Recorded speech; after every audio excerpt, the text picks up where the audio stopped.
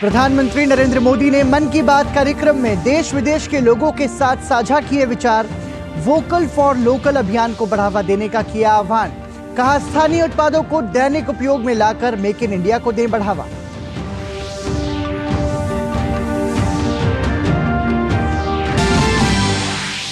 प्रधानमंत्री नरेंद्र मोदी ने की सरदार पटेल की जयंती पर मेरा युवा भारत संगठन की नींव रखने की घोषणा। कहा, मेरा युवा भारत युवाओं को राष्ट्र निर्माण से जोड़ने का बेहतर अवसर।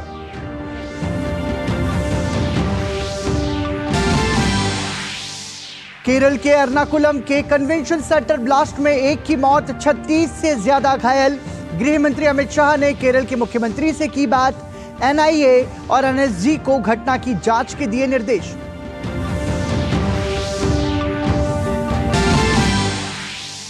गृह मंत्री अमित शाह के मध्य प्रदेश के चुनावी दौरे का आज दूसरा दिन। भोपाल, खजुराहो, रीवा और उज्जैन में चुनाव प्रचार का कार्यक्रम। कांग्रेस समेत तमाम राजनीतिक दलों ने भी प्रचार में झोंकी पूरी ताकत।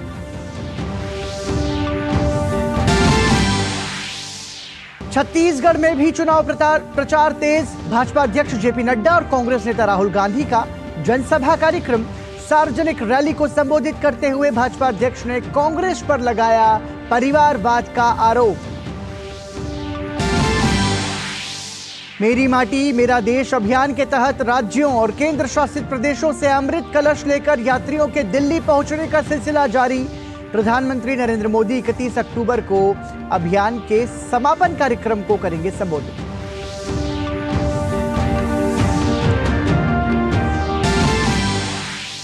इजरायल की जमीनी कार्रवाई के साथ इजरायल हमास संघर्ष दूसरे चरण में।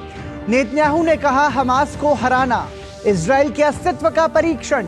संयुक्त राष्ट्र प्रमुख ने दोहराया मानवीय संघर्ष विराम का आह्वान। और आईसीसी क्रिकेट विश्व कप में लखनऊ में भारत और इंग्लैंड के बीच मैच जारी। टॉस जीतकर इंग्लैंड ने किया पहले गेंदबाजी का फैसला। पहले बल्लेबाजी करने उतरी टीम भारत की खराब शुरुआत।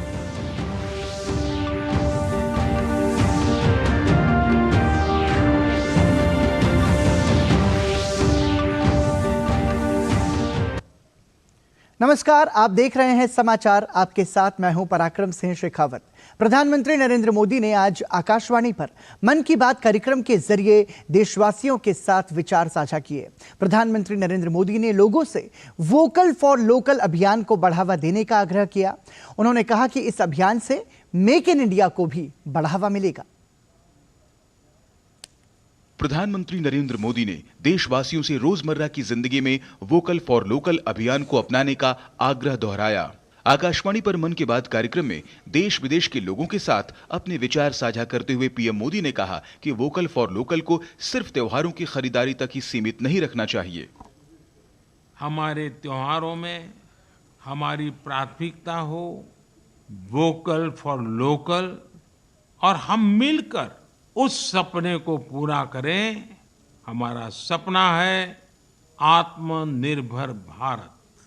इस बार ऐसे प्रोडक्ट से ही घर को रोशन करें जिससे मेरे किसी देशवासी के पसीने की महक हो, मेरे देश के किसी युवा का टैलेंट हो, उसके बनने में मेरे देशवासियों को रोजगार मिला हो, रोजमर्रा की जिंदगी की कोई भी आवश्यकता हो, हम लोकल ही लेंगे।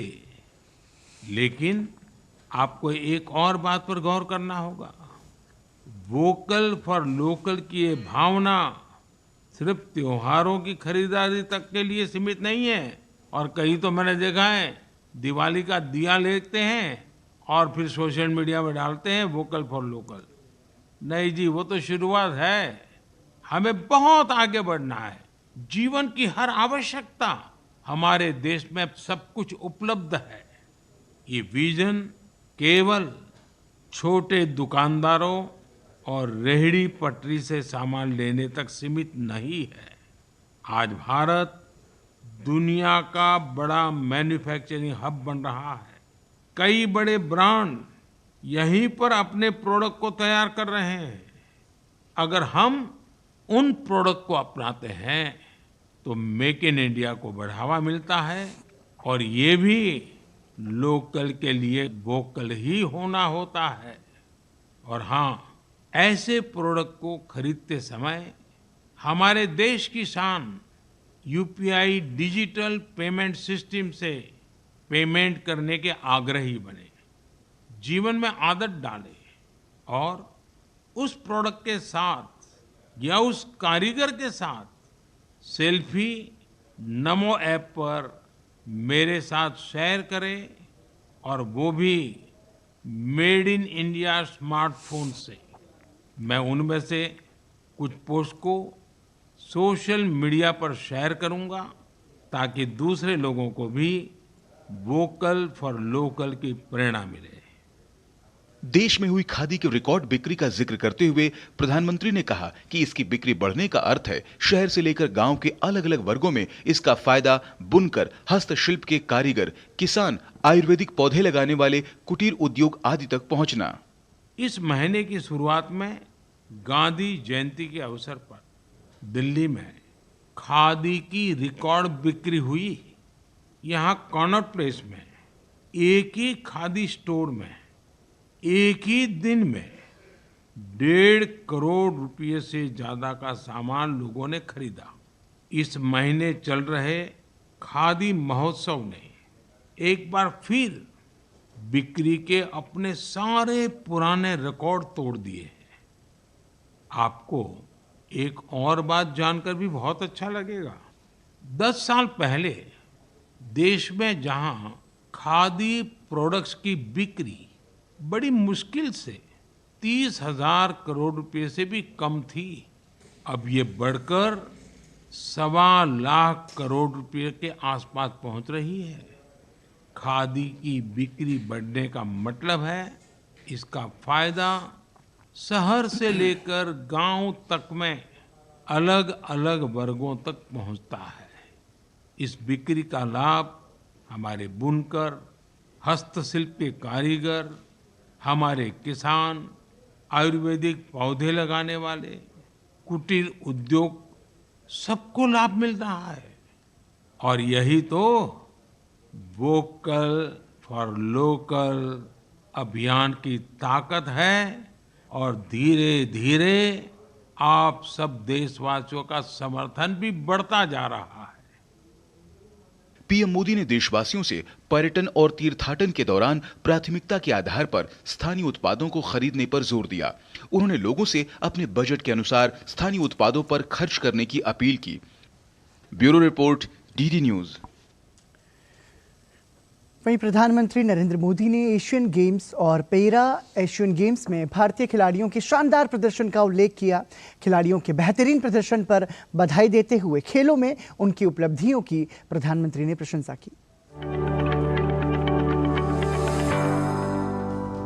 अपने मन की बात कार्यक्रम में प्रधानमंत्री नरेंद्र मोदी ने एशियन गेम्स और पैरा एशियन गेम्स में भारतीय खिलाड़ियों के शानदार प्रदर्शन पर उन्हें बधाई दी। पीएम ने कहा कि इस समय देश में हर ओर खेल का माहौल छाया है। मेरे प्यारे देशवासियों, त्योहारों के इस मौसम में इस समय देश में स्पोर्ट्स का भी परचम लहरा रहा है। पिछले दिनों एशियन गेम्स के बाद पैरा एशियन गेम्स में भी भारतीय खिलाड़ियों ने जबरदस्त कामयाबी हासिल की है। इन खेलों में भारत ने 111 मेडल जीतकर एक नया इतिहास रच दिया है। मैं पैरा एशियन गेम्स में हिस्से लेने वाले सभी एथलीट्स को बहुत बहुत बधाई देता हूं। बर्लिन में हुए स्पेशल ओलंपिक खेलों की ओर ध्यान आकर्षित करते हुए पीएम मोदी ने कहा कि भारतीय खिलाड़ियों की ये सफलता इंटेलेक्चुअल डिसेबिलिटी का मुकाबला कर रहे बच्चों और उनके परिवारों को भी प्रेरित करेगी। साथियों, मैं आपका ध्यान special Olympics world summer games की ओर भी ले जाना चाहता हूं। इसका आयोजन बर्लिन में हुआ था। ये प्रतियोगिता हमारे इंटेलेक्चुअल डिसेबिलिटीज वाले एथलीटों की अद्भुत क्षमता को सामने लाती है। गौरतलब है कि अभी हाल ही में आयोजित एशियाई खेलों और पैरा एशियाई खेलों में भारतीय दल का रिकॉर्ड तोड़ प्रदर्शन रहा है। वहीं इसी साल बर्लिन में आयोजित हुए स्पेशल ओलंपिक गेम्स में भारतीय खिलाड़ियों ने 200 पदक अपने नाम किए थे। Bureau report, DD news.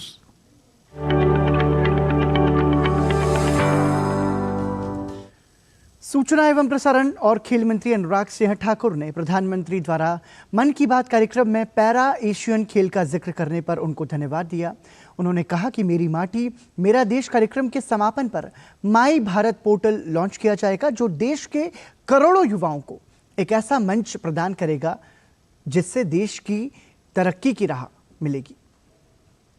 31 अक्टूबर को रन फॉर यूनिटी मनाने के लिए सबको प्रेरित किया है, एकता दौड़ के लिए। वहीं पर मेरी माटी मेरा देश ये कार्यक्रम का समापन दिल्ली में प्रधानमंत्री मोदी जी की अध्यक्षता में होगा और उसी दिन माई भारत पोर्टल को लॉन्च किया जाएगा। मेरा युवा भारत, ये देश के करोड़ों युवाओं को एक ऐसा मंच मिलेगा जहां वो अपना योगदान राष्ट्र निर्माण में दे सकते हैं, जुड़ सकते हैं।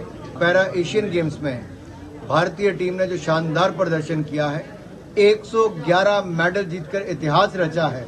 मैं सभी खिलाड़ियों को बहुत बधाई देता हूं और प्रधानमंत्री जी का धन्यवाद करता हूं कि उन्होंने मन की बात में उसका उल्लेख किया है।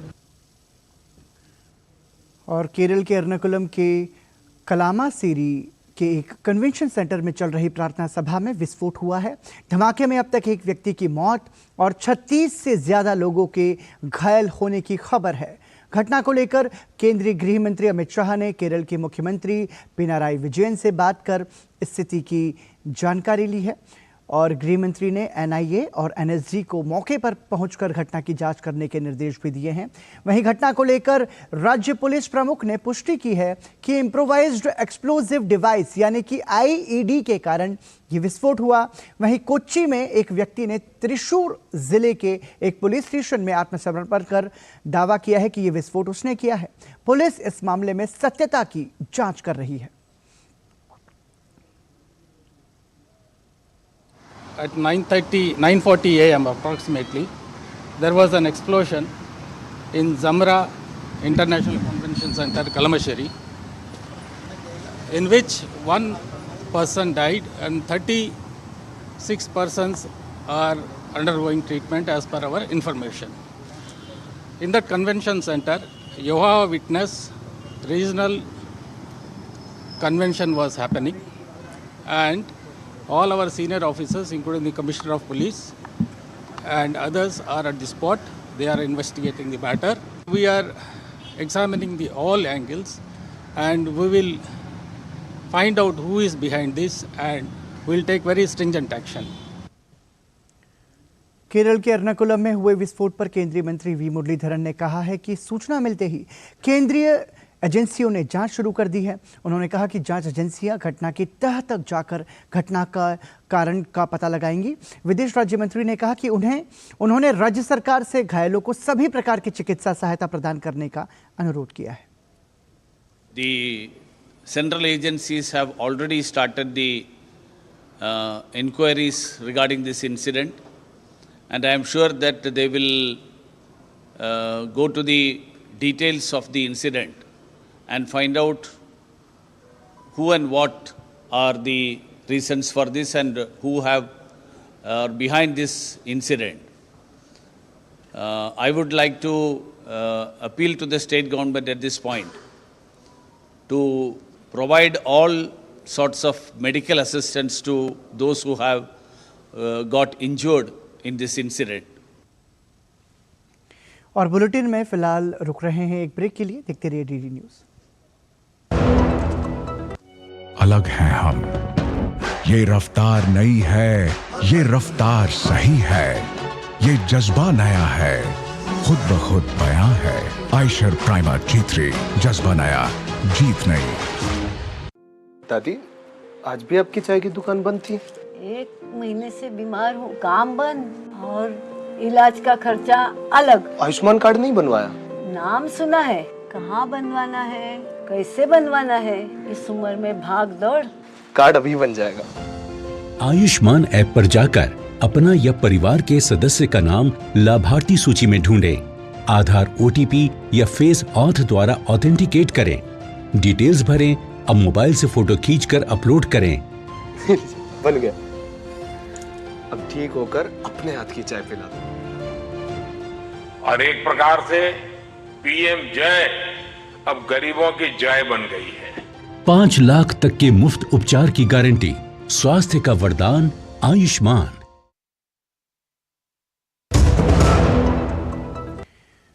एक बार फिर आपका स्वागत। आप देख रहे हैं समाचार और आइए अब बात करते हैं मेरी माटी मेरा देश अभियान की।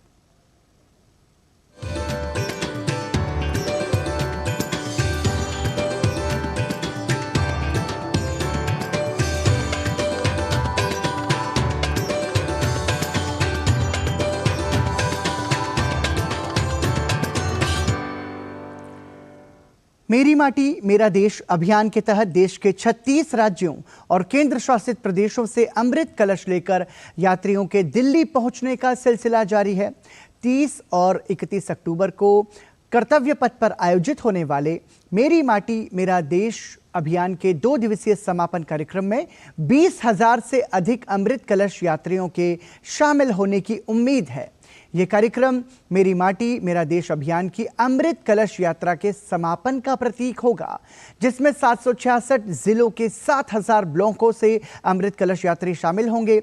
ये कार्यक्रम आज़ादी का अमृत महोत्सव के 2 वर्ष के लंबे अभियान के समापन का भी प्रतीक होगा, जो भारत की आज़ादी के 75 वर्ष पूरे होने का उत्सव मनाने के लिए 12 मार्च 2021 को शुरू किया गया था। इस कार्यक्रम में स्वायत्त निकाय मेरा युवा भारत माई भारत पोर्टल का भी शुभारंभ किया जाएगा, जो युवाओं के नेतृत्व वाले विकास पर सरकार का ध्यान केंद्रित करने और युवाओं को विकास का सक्रिय वाहक बनाने में मदद करेगा। 30 अक्टूबर को सभी राज्य अपने अपने प्रखंड और शहरी स्थानीय निकायों का प्रतिनिधित्व करते हुए तथा एक भारत श्रेष्ठ भारत की भावना को दर्शाते हुए अपने कलश से मिट्टी को एक विशाल अमृत कलश में डालेंगे। 31 अक्टूबर की शाम को प्रधानमंत्री नरेंद्र मोदी अमृत कलश यात्रियों और राष्ट्र को संबोधित करेंगे। उन वीरों को याद करेंगे जिन्होंने भारत को स्वतंत्र कराने और समृद्ध बनाने के लिए अपने प्राण न्यौछावर कर दिए।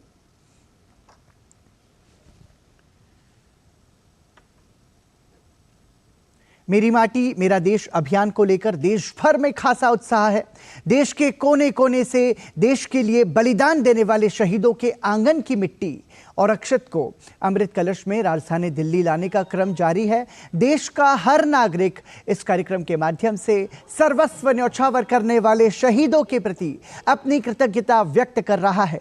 इसी क्रम में जम्मू से आने वाले अमृत कलश को विशेष ट्रेन से कल शाम नई दिल्ली के लिए रवाना किया गया। इससे पहले केंद्र शासित प्रदेश जम्मू कश्मीर में एक कार्यक्रम मेरी माटी मेरा देश अभियान माटी को नमन वीरों का वंदन का आयोजन किया गया।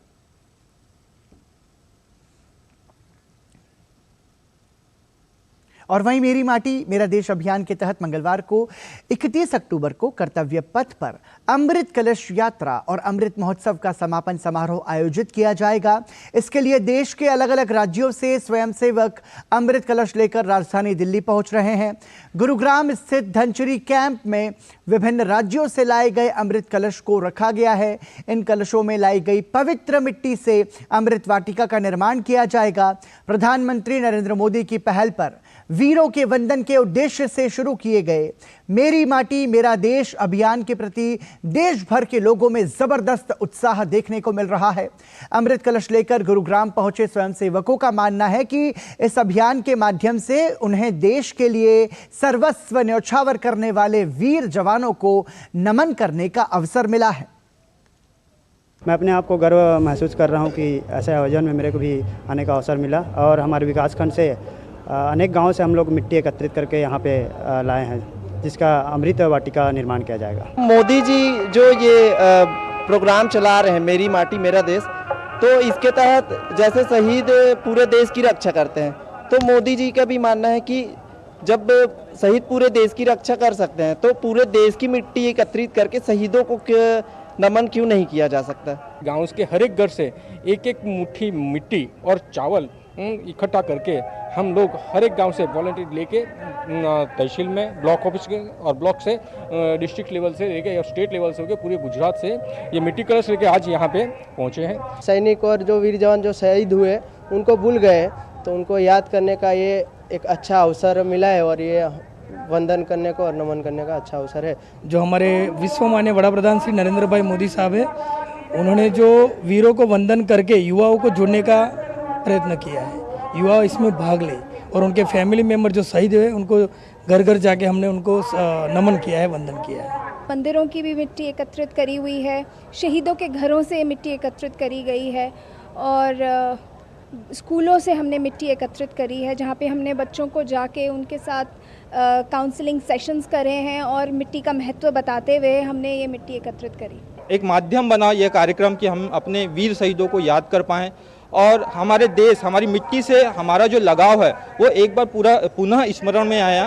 देश की जो मिट्टी है उसको हम साझा कर रहे हैं, सब लोग एक ही प्लेटफार्म पर यहाँ पर मेरी माटी मेरा देश का प्रोग्राम अटेंड करने के लिए आए हैं और बहुत अच्छा फील कर रहे हैं। जो ये अभियान शुरू किया गया है हम इस पर बहुत खुश हैं। हम भी यहाँ आए हैं अपने मिट्टी लेकर, वो मतलब यहाँ का जो प्रोग्राम है इसमें हम भी शिरकत करने के लिए आए हैं कश्मीर से। ये तो इतना महत्वपूर्ण है कि चारों धाम की यात्रा जितना पुण्य मिलता है उससे इससे ज़्यादा पुण्य इससे मिल जाएगा हमको। आज तक कभी किसी ने शहीदों को इतनी अच्छी तरीके से याद नहीं किया जितना इस साल, पूरे साल उनके लिए कार्यक्रम चला और उन लोगों को याद किया। 75 वर्ष में पहली बार देखा है ऐसा कार्यक्रम कि स्वतंत्रता सेनानियों को याद करने के लिए इतना बड़ा कार्यक्रम का आयोजन कर एक अमृत वाटिका का देश केंद्र में निर्माण किया जाएगा। वहीं छत्तीसगढ़ से मेरी माटी मेरा देश अभियान के तहत अमृत कलश लेकर यात्रियों का जत्था नई दिल्ली के हजरत निजामुद्दीन रेलवे स्टेशन पर पहुंचा, जहां यात्रियों ने सरकार के इस अभियान की प्रशंसा करते हुए कार्यक्रम का हिस्सा बनने के लिए उत्साह दिखाया।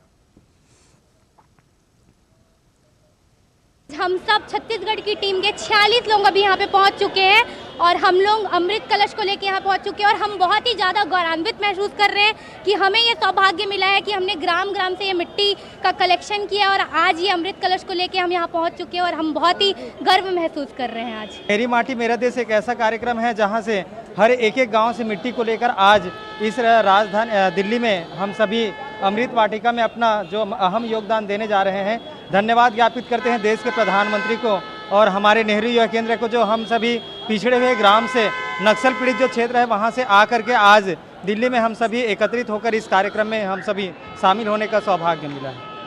मेरी माटी मेरा देश चल रहा है देश में, तो हम अपने गाँव से मिट्टी मतलब लाए हैं, कस्बों से, जिलों से हम वहाँ से मिट्टी उठा के लाए हैं। यहाँ देश में मेरी माटी मेरी देश और वीरों का वंदन और माटी को नमन चल रहा है, तो इस कार्यक्रम में हम शामिल होने आए हैं। लोग राजनांदगांव से बहुत नक्सल पीड़ित क्षेत्र से आए हैं, जो अपने गांव की जो मिट्टी है ना बहुत ब्लॉक से 4-5 ब्लॉक से कलेक्ट करके यहाँ कर्तव्य प्रत के लिए लाए हैं। सर हम लोग अमृत कलश लेकर यहाँ पहुँचे हैं और अलग अलग विकास खंडों से एवं ग्रामों से ये मिट्टी कलश इकट्ठी की गई है। इसमें सभी ग्रामों का बहुत विशेष सहयोग रहा है और हम यहाँ आकर बहुत ही प्रफुल्लित और गौरवान्वित महसूस कर रहे हैं। और इसी के साथ अभी रुक रहे हैं एक विराम के लिए। देखते रहिए डीडी न्यूज़। अलग हैं हम, ये रफ्तार नई है, ये रफ्तार सही है, ये जज्बा नया है, खुद ब खुद बयां है। आयशर प्राइमर G3, जज्बा नया, जीत नई। एक बार फिर आपका स्वागत। आप देख रहे हैं समाचार और आइए अब खबरें 5 राज्यों में होने वाले विधानसभा चुनाव से जुड़ी।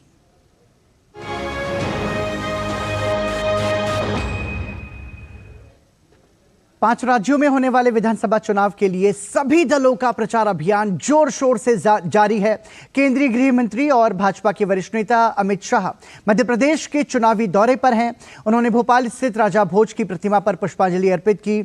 अमित शाह आज दौरे के दूसरे दिन कई कार्यक्रमों में भाग लेंगे। इसके बाद खजुराहो में सागर संभागीय बैठक की अध्यक्षता करेंगे। वहीं रीवा जिले में भी रीवा और शहडोल की बैठक में शामिल होंगे। और वहीं छत्तीसगढ़ विधानसभा चुनाव के लिए भी सभी राजनीतिक दलों ने पूरी ताकत झोंक रखी है।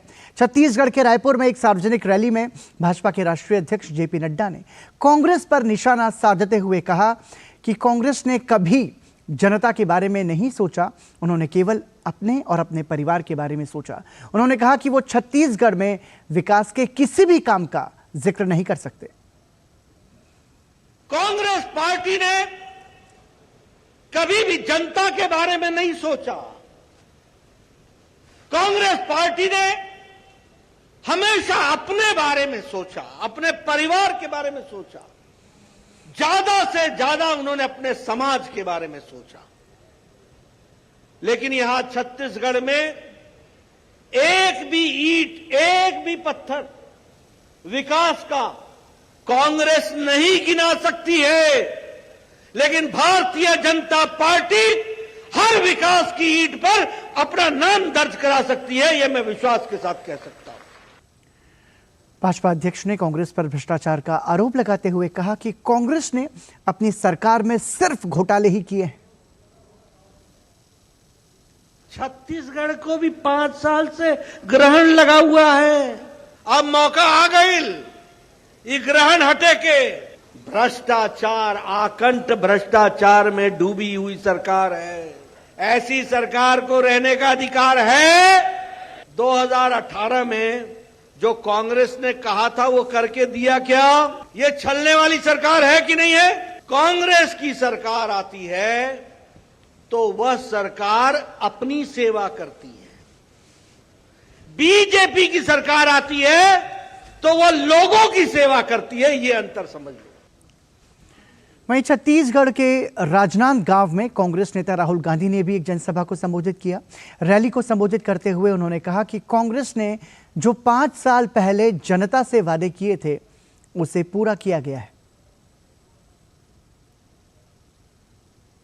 भारतीय सेना और भारतीय वायुसेना की 120 जवानों वाली टुकड़ी संयुक्त सैन्य अभ्यास एक्सरसाइज काजिंद 2023 के 7वें संस्करण में भाग लेने के लिए आज कजाकिस्तान के लिए रवाना हुई। यह अभ्यास 30 अक्टूबर से 11 नवंबर तक ओटार कजाकिस्तान में आयोजित किया जाएगा। भारतीय सेना के दल में डोगरा रेजिमेंट की एक बटालियन के नेतृत्व में 90 जवान शामिल हैं। कजाकिस्तान दल का प्रतिनिधित्व मुख्य रूप से कजाक ग्राउंड फोर्सेज के दक्षिण क्षेत्रीय कमान के जवान द्वारा किया जाएगा। अभ्यास के वर्तमान संस्करण में सेना की टुकड़ियों के साथ दोनों पक्षों से वायुसेना के 30 कर्मी भी भाग लेंगे। इजरायल और हमास के बीच जारी संघर्ष भीषण होता जा रहा है। इजरायल ने गाजा में जमीनी सैन्य कार्रवाई शुरू कर दी है। इजरायल के प्रधानमंत्री बेंजामिन नेतन्याहू ने कहा है कि इस संघर्ष का दूसरा चरण शुरू हो गया है। यह चरण यकीनन लंबा और मुश्किलों भरा होगा, लेकिन हमारी सेना पीछे नहीं हटेगी। हम अपनी मातृभूमि की रक्षा के लिए लड़ेंगे। इजरायली प्रधानमंत्री ने कहा कि हमारा उद्देश्य हमास की बर्बादी और बंधकों को सकुशल छुड़ाना है। उन्होंने कहा कि हमारे सैनिक दुश्मन के इलाके में लड़ रहे हैं, लेकिन उन्हें पता है कि उनकी सरकार और जनता उनके साथ है। हमारी सेना बेहतरीन है, जिसमें एक से बढ़कर एक बहादुर जवान है। उन सभी में जीत का जज्बा है। वहीं इजरायली रक्षा मंत्री योव गैलेंट ने कहा कि नए आदेश तक हमास के खिलाफ जमीनी हमला जारी रहेगा। इस संघर्ष में मरने वालों का आंकड़ा 9000 को पार कर गया है। वहीं संयुक्त राष्ट्र महासचिव एंटोनियो गुतेरेस नेपाल के दौरे पर हैं। उन्होंने नेपाल के प्रधानमंत्री पुष्पकमल दहल प्रचंड से मुलाकात की। उन्होंने इजरायल में हमास के हमले में मारे गए लोगों के परिवारों के प्रति संवेदना व्यक्त की। संयुक्त राष्ट्र प्रमुख ने हमास की निंदा करते हुए कहा कि हमले को किसी भी आधार पर सही नहीं ठहराया जा सकता। गुतेरेस ने कहा कि इजरायल ने हमले तेज कर दिए हैं। इजरायल हमास संघर्ष में काफ़ी लोग मारे जा रहे हैं, जो बिल्कुल अस्वीकार्य है। We are living in difficult and tense times. I know that even though the conflict in the Middle East is thousands of miles away, it has hit very close to home for the people of Nepal.